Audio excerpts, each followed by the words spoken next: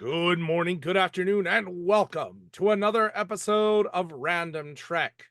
I am your faithful and honest game playing Captain Christopher Ingle, and I have only one word for you: Jumanji!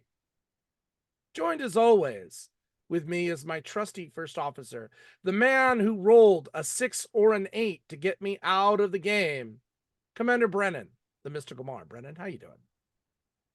I hate to do this, but I have to say it. Alan Rain can't afford.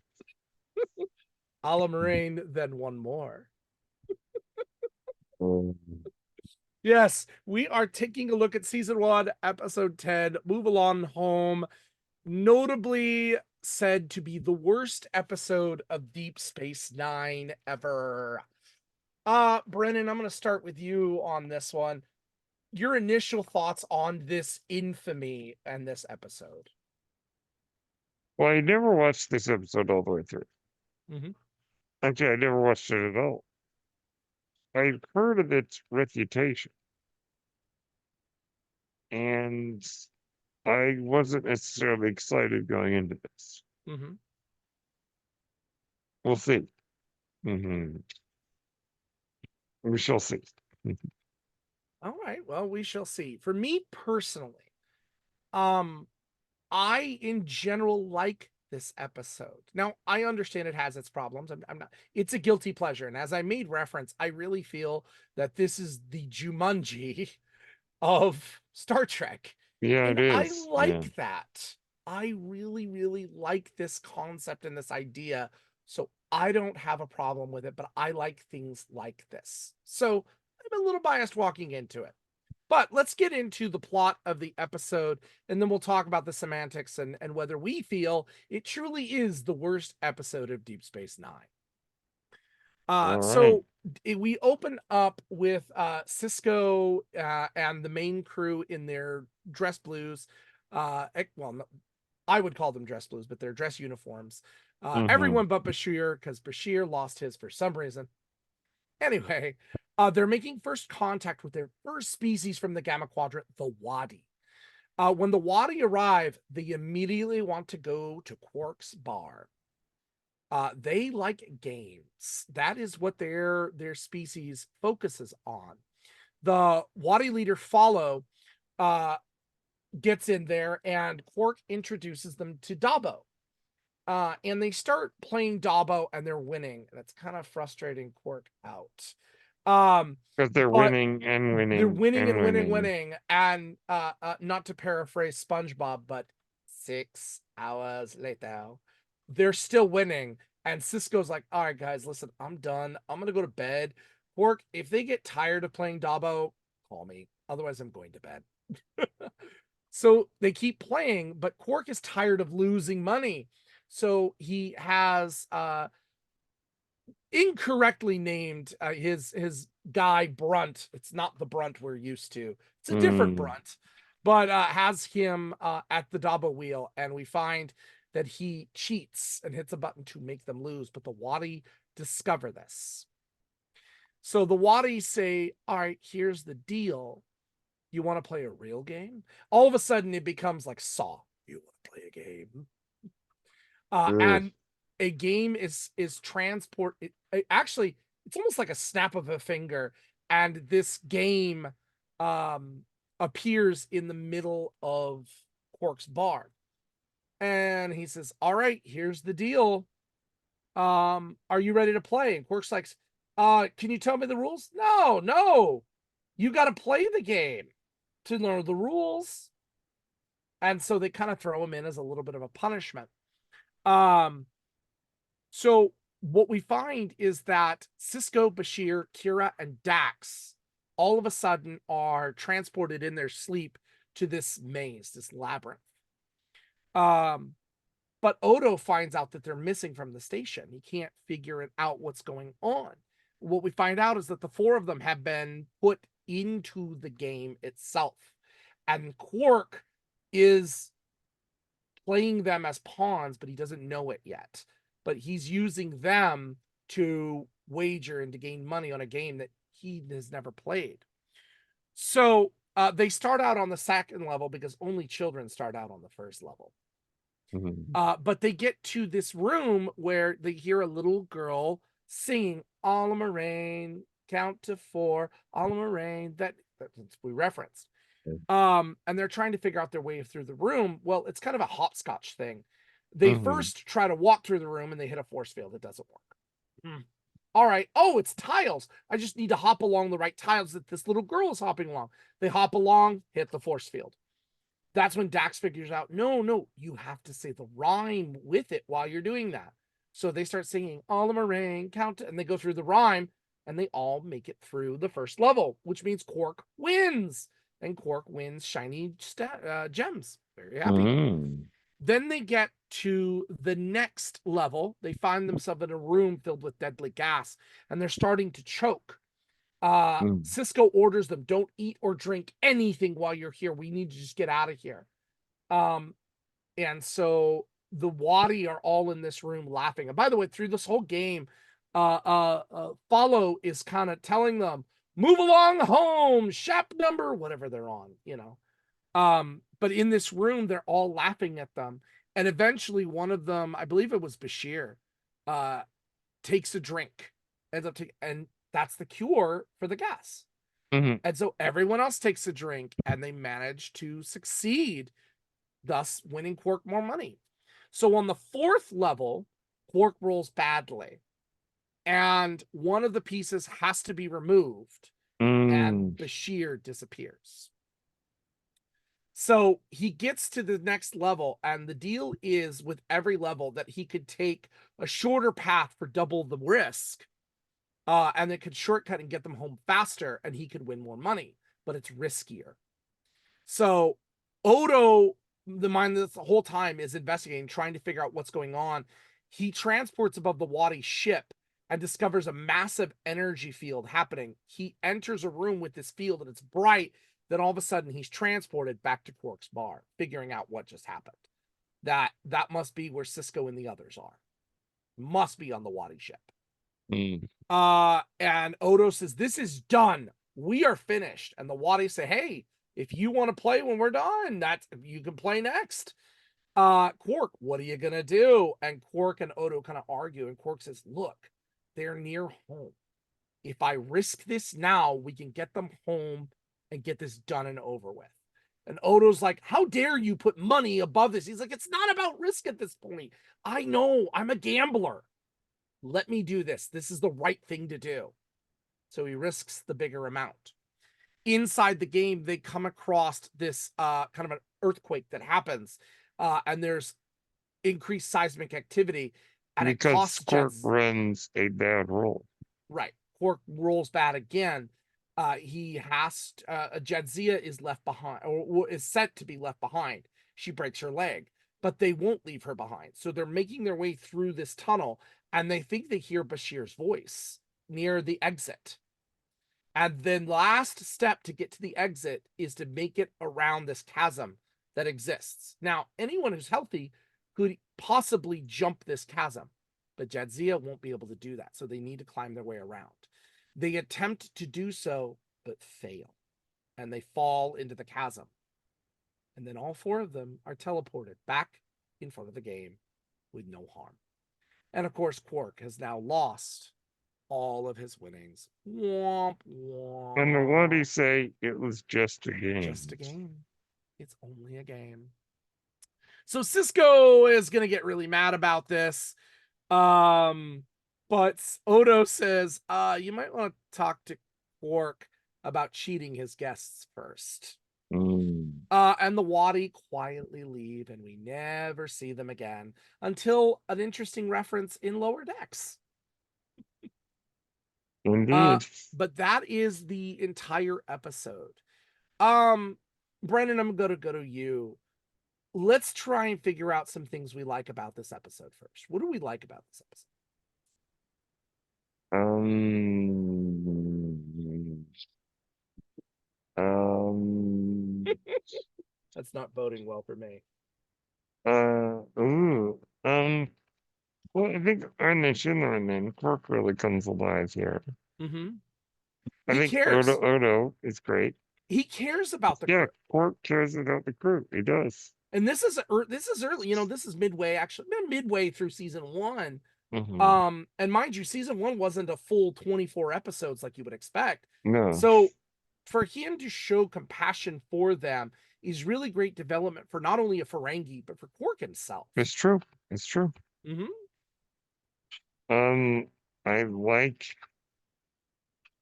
the whole thing about at the beginning, but just like, I got to talk to you about women, Jake. It's like, oh no. Yeah. I and that's all I got. Okay. I guess I'll have to carry on the things I do like. So as I mentioned, I mean, maybe I'll refresh my memory. I'm a big fan of Jumanji. I always have been. So I Yeah. like these. I read it when I was a kid. I love these aspects when you are playing a game, but it is a game of survival. It is a game of, it's a game, but you're playing for your life. Which is why for me, things like the Hunger Games, they're fascinating to me. Survivor, the Amazing Race, Hey. Road Rules, things like that. Like when you're playing games for your survival, to win, to stay in the game. I like those kinds of things. I like the stakes that are involved. Here, we don't know exactly what's going to happen. We don't know. So the stakes feel a little more real. Now, of course, plot armor. I don't think first season they're going to get rid of these 4 characters, but you still don't know what way it's going to go and what the Wadi's motivation is. I love Mm-hmm. that. I love the idea of a race that loves the game and loves different games. That's fascinating. And as somebody who is a Doctor Who fan and just got to see the resurgence of the toy maker, I love this concept. I Mm. really think this is well done. I don't think the acting is poor. I don't think the challenges are that bad. It Well, I'm makes gonna have some to sense disagree to with you me. about the acting. I don't mind the acting so much. I just don't. They look confused. The 4 crew members, and it makes sense to me. They don't know quite what's going on. Even through the whole thing, they Well, haven't figured it out. what I mean is the acting is a bit hammy in this episode. I think Nana Visitor and Citadel Fidel are overacting in this episode. Maybe a little bit. But this is season 1. It is, I and that don't think they had quite figured out their characters yet. I don't see it to be that bad. I really don't. And it's an interesting first contact. It's an interesting difference. We're not dealing with a ship battle. We're not dealing with bad diplomacy. It's an interesting look at a different culture Mm. in a different way. I like this aspect of it. This is something I enjoy. Culture that focuses on the game. That's cool to me. Mm. But I may be the only one who feels that way. I um mean, if I would had to sum it up, I would say it's an episode that kind of came in one ear and went out the other for me. mhm. It just didn't really have any lasting power um, to it as far as moving anything forward in the story. I think I think that there was a sense of not really knowing where they were going to go with DS9 This did in create season 1 because it creates that mhm. very episodic feel, just like Next Gen. This did create an interesting thing in that Mhm. a previous episode that we've reviewed, Birthright on TNG, which was the crossover with DS9, Yeah. was originally wasn't supposed to be Dr. Bashir, but it was supposed to be Dax. Dax was going to be there, but due to the requirements that she had during this filming, she was not able to do that. And so the part for that went to Dr. Bashir instead of Dax. So because of this episode, we get Bashir in Birthright instead of Dax. Great scene in great scenes in Next Gen, by the way. Mm-hmm. Um, Avery Brooks did not like this episode at all. Hated it. Absolutely hated it. Um, and a lot of reviews really basically went down. They don't, audience doesn't understand the game. They don't know what's going on. It's rushed through. This doesn't work. That was their feeling. And even the director of the episode, David Carson, Dave Carson. he Dave didn't like Carson. it either. Did not like it at all. Interesting. That kind of turns out that way. However, Armin Shimmerman loved this episode. He liked it. He liked being, giving Quark those aspects and humbling Quark a little bit. That was, Yeah. and that was one of the aspects that I really Yeah. liked. Rick Berman was kind of mixed on it. Iron Stephen Bear felt that it was something that probably should have been done later, but was done haphazardly into doing the full first year. It wasn't something they should have done right away. It was an idea they should have held on to and then done it later. Yeah, I don't know. I just personally, I don't get it. I like it. I enjoy it. But again, I'll admit that this kind of story speaks to me, and I just enjoy the idea of the deadliest game, the most dangerous game. I love that. That's one of my favorite short stories I remember reading in school. I teach it to my students when I talk about short stories. I love this game. I love this story. So this kind of thing works for me. But I can understand if somebody doesn't. Yeah. I will say this much. I don't think it's a recommendation. It's a personal one. This is a personal guilty pleasure. But I wouldn't recommend it for everyone. I understand other people's problems with it. What about you? Ditto. Yeah. Is what it is. It, Short and it's sweet with this episode. I enjoy it. And I'm glad it was referenced later in Lower Decks. Actually, just thinking about it now, poor Boimler. Boimler got sucked into the game and he had to run through the Wadi game with the box. I think it was with the face box. Oh yes. Yeah. Oh, it's so funny. Anyway, Boimler.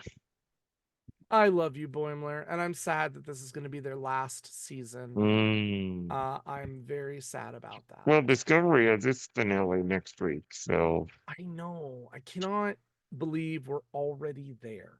yes. Yeah. We'll have to do a retrospective just in general of Discovery. Oh boy.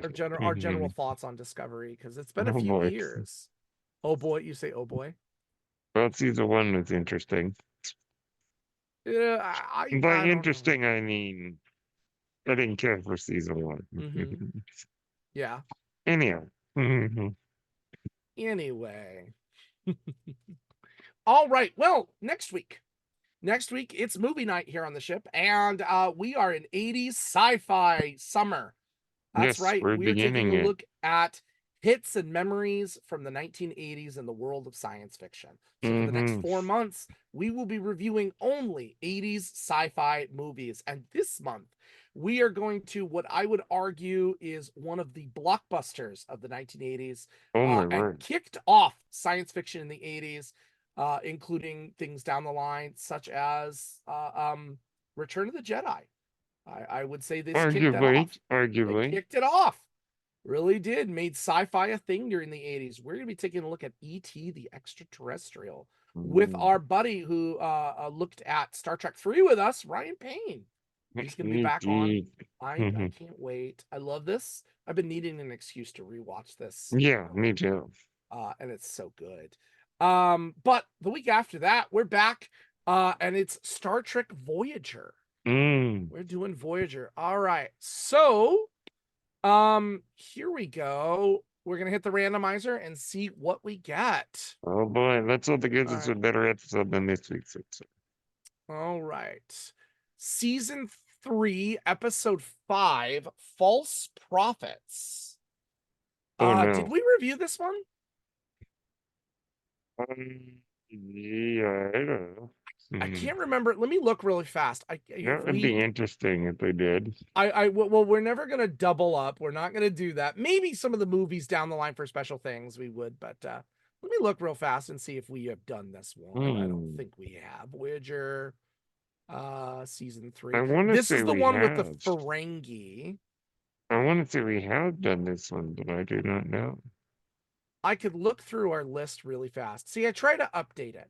But this is the one with the Ferengi. This is the Mm, Ferengi that were in TNG. It's a continuation of the Next Generation episode, The Price. yes. And so I love that episode. I think it's a lot of fun. Let me real fast here. Well, you know I'm what? Just for the sake of it, let's re-roll just to.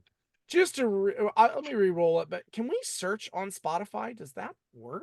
It No, it would does. take a while to find it. I got Oh, this. Watch wait, this. does it? Aha. Oh, I have a trick. oh, maybe I was wrong. I have Okay. a trick. Because then all I have to do is go to podcasts, You get what you pay for on their show, folks. episodes. There it is. Okay. You We get to have hear us do it live. yeah, this is live.